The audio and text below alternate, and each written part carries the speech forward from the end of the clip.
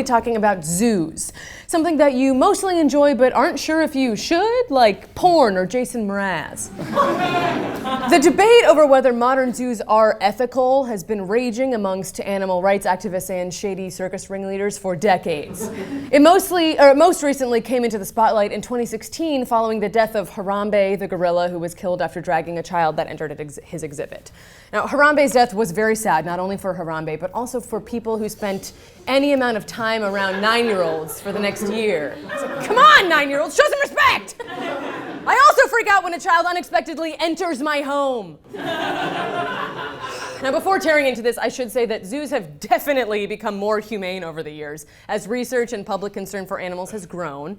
In the 1980s, a study at the San Diego Zoo found that some animals had died from over-tranquilizing, malnutrition, and that some had suffered repeated injuries while being transported, which is terrible. So since then, many zoos have taken steps to improve conditions for animals. But, as we'll be discussing, being in captivity is almost always bad for animals.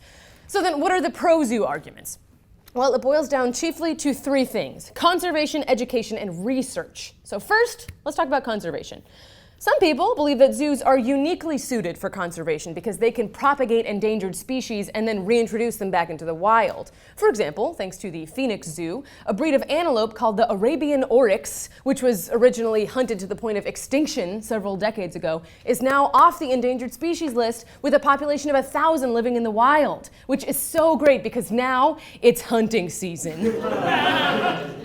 Breeding programs have also saved the European bison, the red wolf, the Oregon spotted frog, and Detective Pikachu from disappearing into obscurity. So thank you. But these success stories are few and far between. A 2011 study found that North American zoos invested less than 5% of their income in conservation. And worldwide, only 30 species of animals are being worked with for recovery. And of those 30 cases, most can't be reintroduced into the wild. Why? Well, they transmit disease to animals in the wild, and also because animals raised in captivity don't learn basic survival skills, like people born between 1984 and 1994. And worse than that, they often don't have a habitat to return to because, what am I saying? You know why.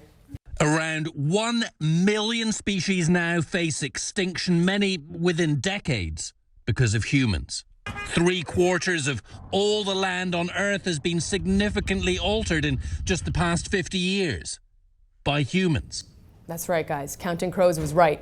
We paved paradise and put up a parking lot. Oh, sorry. I'm receiving word that they're now called Counting Crow because their habitat was destroyed. R.I.P.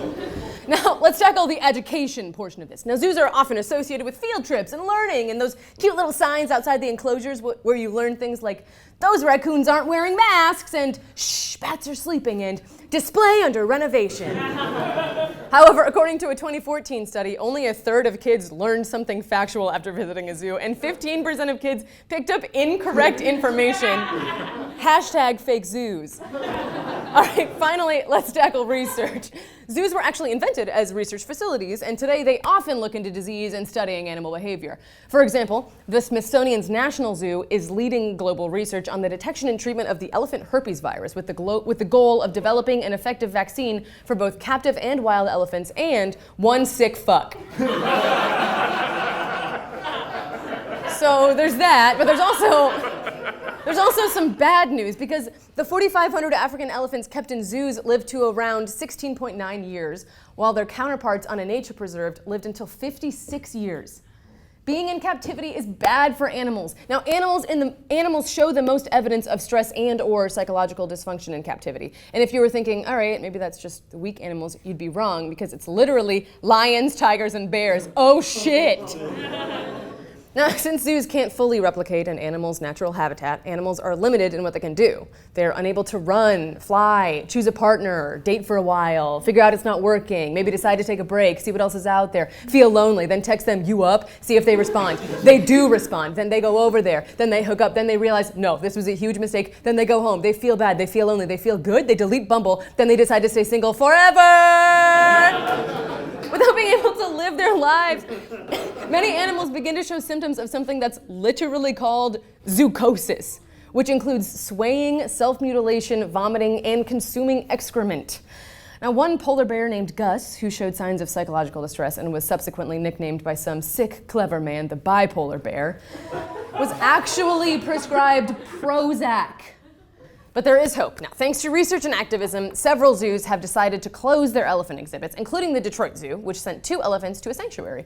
According to the zoo's director, just as polar bears don't thrive in hot climates, Asian elephants shouldn't have to suffer the winters of the North, because the North remembers and an elephant never forgets.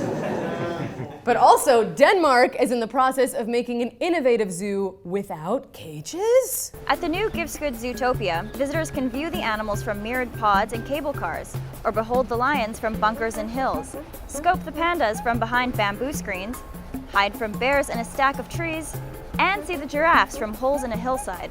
Swing by the monkeys on a zip line, ogle the eagles by being shot out of a cannon, inch past the iguanas underneath an invisibility cloak, spy the hippos doing that thing where you cover yourself in tree branches and sneak from spot to spot pretending you're a bush. Seriously though, I would go there because zoos like this one provide a good example for others to follow. But ultimately, the best way to save endangered species is by preserving their habitats and addressing the reasons that they are killed. There are organizations that work to preserve habitats and sanctuaries that rescue and care for exotic animals without selling them. Support those organizations, do your part to prevent climate change, and do anything David Attenborough tells you to do.